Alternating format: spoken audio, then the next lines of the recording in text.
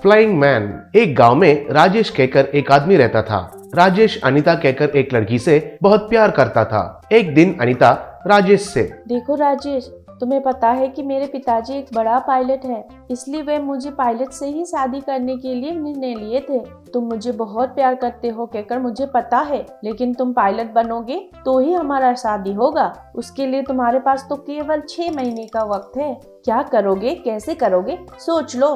बोली। तब राजेश, क्या पायलट बनना है? मरने का खबर धीरे से कहना है तो यही है। पायलट बनने के लिए कितने पैसे खर्चे होंगे पता है? मेरे पास इतने पैसे तो नहीं है। ऊपर से अगर 2 साल का ट्रेनिंग लेने पर ही पायलट का लाइसेंस मिलता है, कहा। तब अनीता, वो सब मुझे पता नहीं है। मेरे पिताजी के खिलाफ मैं ये शादी नहीं कर सकती हूँ। I am sorry. बोली। तब राजेश सियापा में पड़ गया। ऐसे राजेश मुफ्त में पायलट ट्रेनिंग देने वाले इंस्टीट्यूशंस के लिए इंटरनेट में ढूंढने लगा। कम से कम 20 लाख नहीं है तो पायलट का ट्रेनिंग नहीं मिलेगा कहकर उसको समझ में आया।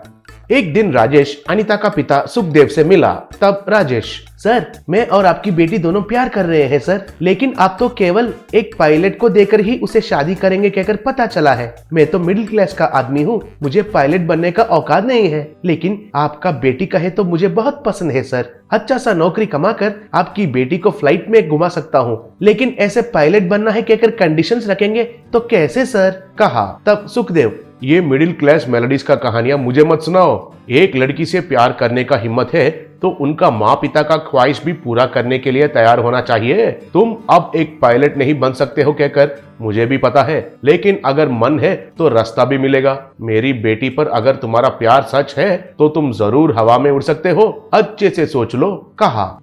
ऐसे महीने गुजर रहे हैं।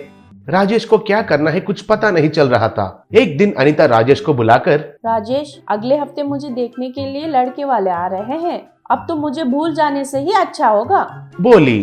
तब राजेश को क्या कहना है कुछ पता नहीं चला। अगले दिन राजेश दुखी से जा रहा था। साइंटिस्ट वाडेकर उनके सामने आया। तब वाडेकर राजेश को रोककर, देखो बाबू, मैं कौन हूँ तुम्हें पता है? पूछा। तब राजेश, आपको कौन नहीं पहचानता है सर, पागल scientist, sorry sir, scientist Wadekar है ना आप, कहा। तब वाडेकर, इस गांव में सब लोग मुझे पागल साइंटिस्ट कहकर बुलाते हैं, ये पता है मुझे। मैं अपना जीवन भर मेहनत करके एक फ्लाइंग इक्विपमेंट का आविष्कार किया, लेकिन उसे टेस्ट करने के लिए कोई न कोई आगे आना चाहिए। मैं तो बूढ़ा हो गया हूँ। ये लोग तो मुझे पागल समझकर कोई भी आगे नहीं आ रहे हैं। तुमको देखते ही पता नहीं क्यों ये सब तुमको कहने का मन हुआ। गलत मत समझना बाबू, कहकर जाने लगा। तब राजेश, रुकिए सर, क्या आप हवा में उड़ने वाला मशीन को आविष्कार किए? फिर उसे मुझे पहनाइए, मैं टेस्ट के लिए तैयार हूँ, कहा। तब वाडेकर, लेकिन ये तो पहले बार तुम्हारे ऊपर प्रयोग करने वाला हूँ। अगर कुछ समस्या आएगा तो तुम्हारा जान के लिए खतरा हो सकता है। अच्छे से सोच लो, कहा। तब राजेश, मैंने जो प्यार किया उस लड़की को पाने के लिए यही एक आखिरी मौका है सर। अगर जान भी जाएगा तो मुझे कोई परवाह नहीं है, कहकर उसका प्यार के बारे में साइंटिस्ट को सब कुछ बताया। अगले दिन वाडेकर उस फ्लाइंग इक्विपमेंट को राजेश को लगाया।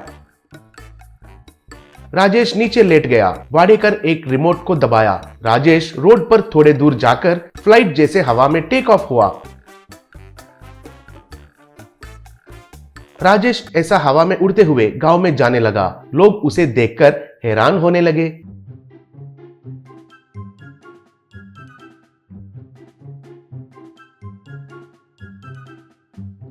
राजेश अनीता के घर के ऊपर चक्कर मारने लगा। तब उसे अनीता और सुखदेव ने देखे। राजेश उनके घर के सामने उतरा। तब सुखदेव, मैंने कहा था ना, तुम्हारा प्यार में सच्चाई है तो तुम जरूर हवा में उड़ोगे कहकर। तुम तो तुम्हारा जान को भी बाजी में लगाकर इस प्रयोग के लिए तैयार हुए हो कहकर वाडेकर सर ने मुझे पहले ही बताए थे। अब तुमसे अच्छा दिल वाला मेरी बेटी को और कौन मिलेगा? मैं एक पायलट से मेरी बेटी का शादी मनाने के लिए सोचा, लेकिन मुझे तो फ्लाइंग मैन ही मिल गया। इससे खुशी की बात और क्या हो सकता है? मैं आप दोनों का शादी धूमधाम से मनाता हूँ, कहा। राजेश अनीता ये सुनकर बहुत खुश हुए। राजेश ऐसे हवा में उड़ रहा था तो वाडेकर ने वीडियो लिया।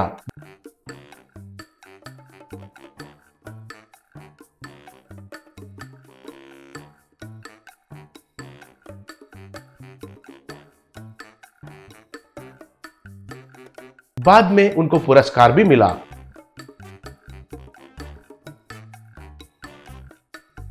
राजेश और अनीता का शादी धूमधाम से हुई।